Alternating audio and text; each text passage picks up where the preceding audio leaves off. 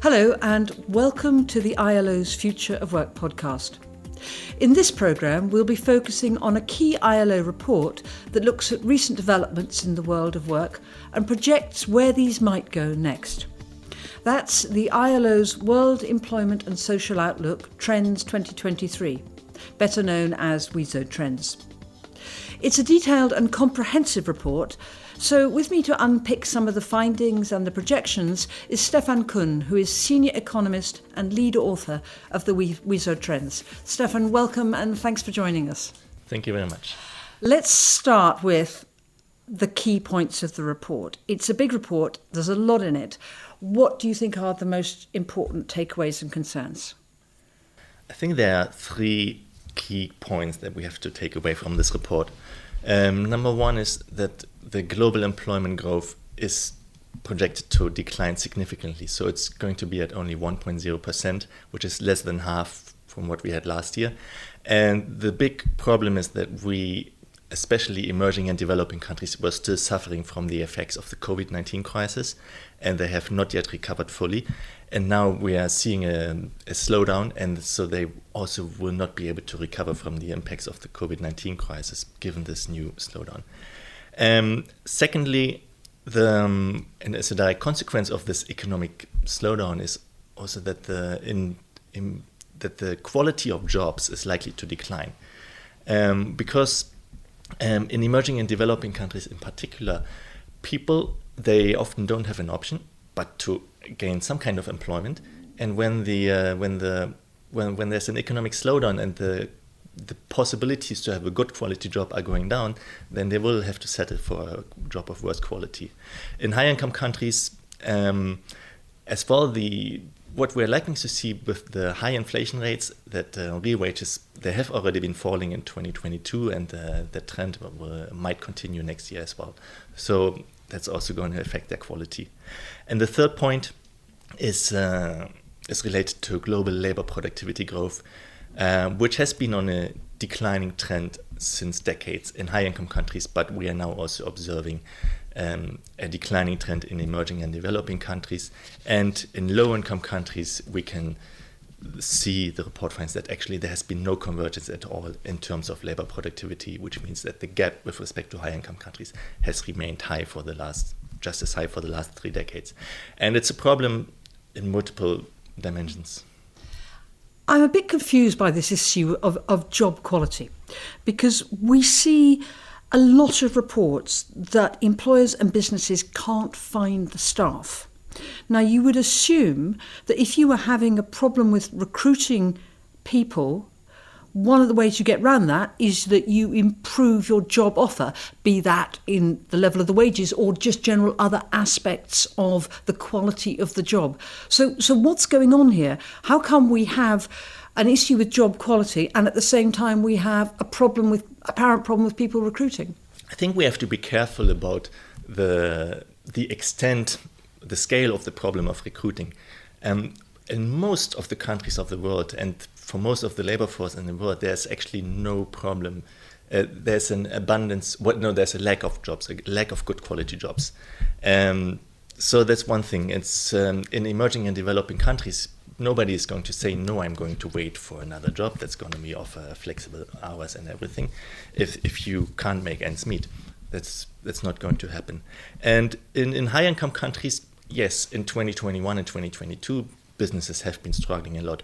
But given the high inflation and the prospective monetary policy path, which intends on creating a recession, there's going to be a turnaround in labor markets that there's going to be less job offers, and in that case again, the workers, they're not going to have the bargaining power anymore. One of the topics that you spend quite a lot of time on in the report is the issue of the informal sector.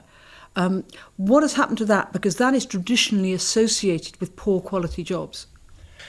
Indeed, the informal sector is still it's the dominant form of employment in the world. I mean, we have 2 billion workers are informal in the world, and that the share of informally employed has come down between 2004 and 2019.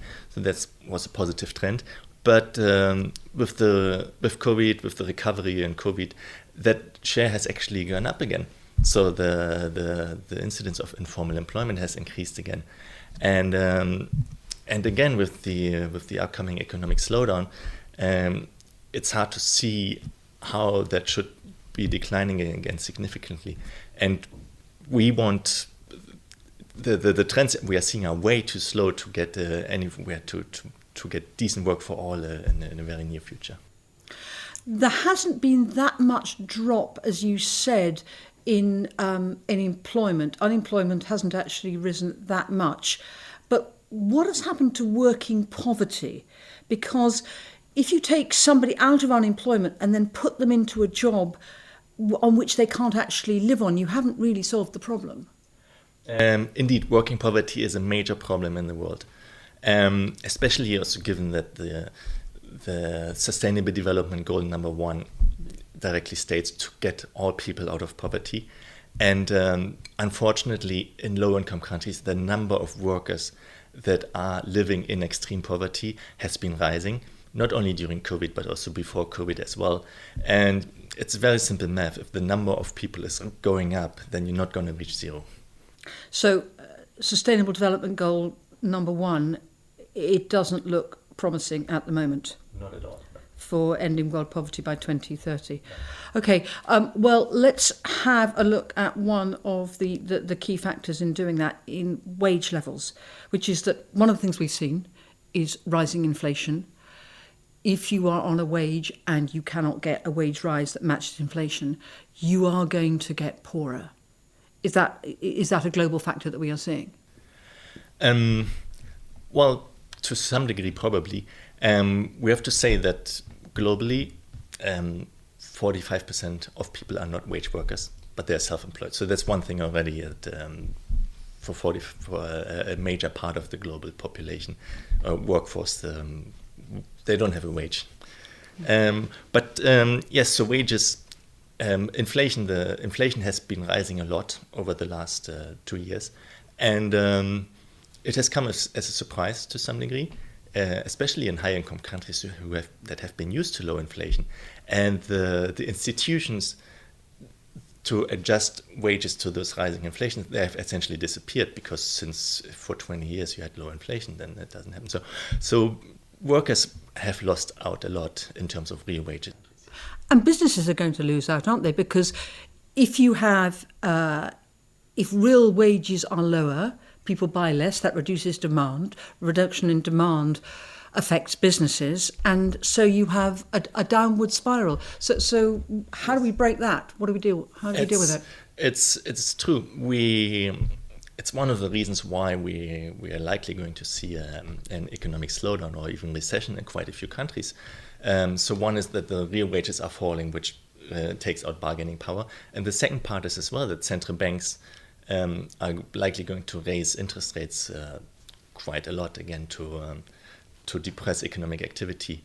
How do we get out of that? It's very complicated. We workers. So policy is about protecting people, and what we have been seeing now is that there was a shock to inflation, a push to inflation, which came from supply side factors.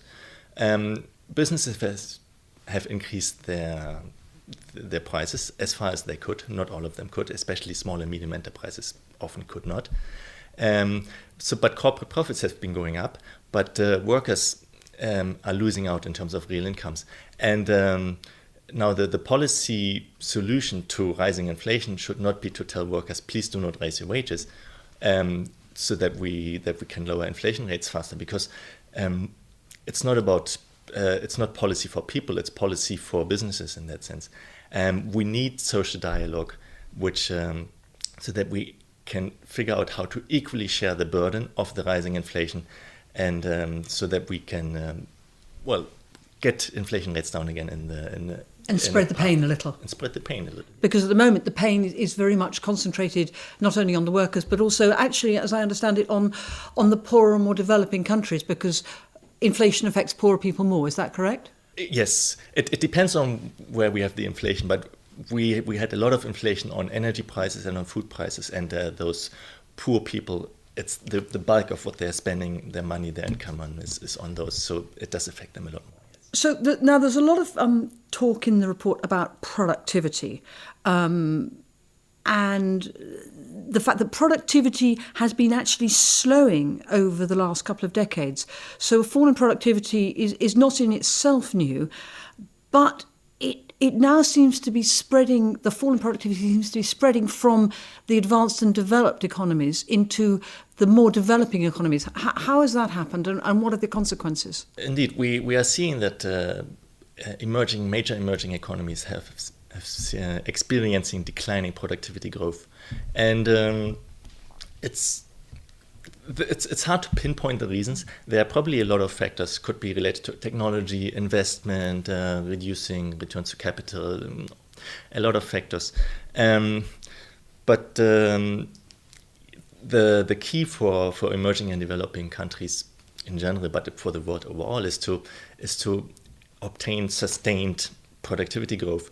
And to get sustained productivity growth, it requires both technological but also economic transformation, but also societal transformation, whereby I mean that actually, well, it's about systems of learning, of education, that the society is ready to advance, to progress, and to generate. But of course, that's a long-term thing. If you invest in somebody's education today, you may not get payback for like 10 years or 15 years even. I mean, I think the other thing that stuck out in this report is that it mentions a number of times the issue of uncertainty, the uncertainty of both the political and the economic environment. And of course, that discourages people from making the technological investment, doesn't it? Absolutely. Businesses, if they want to make investment, the most important thing they calculate is, okay, what's the return that I'm going to have? And when there's uncertainty, the return becomes less because the discount factor becomes higher. And so they're going to be a lot less likely to make certain investments that they would make in a more certain world. So we have uncertainty comes from a lot of factors, but we have to try to reduce the uncertainty as far as we can. And an important part of reducing uncertainty is much more international cooperation, and also to resolve those geopolitical conflicts that are driving uncertainty. Do you think we should take a lesson from COVID here, where it was said that, one country cannot recover from COVID unless all recover?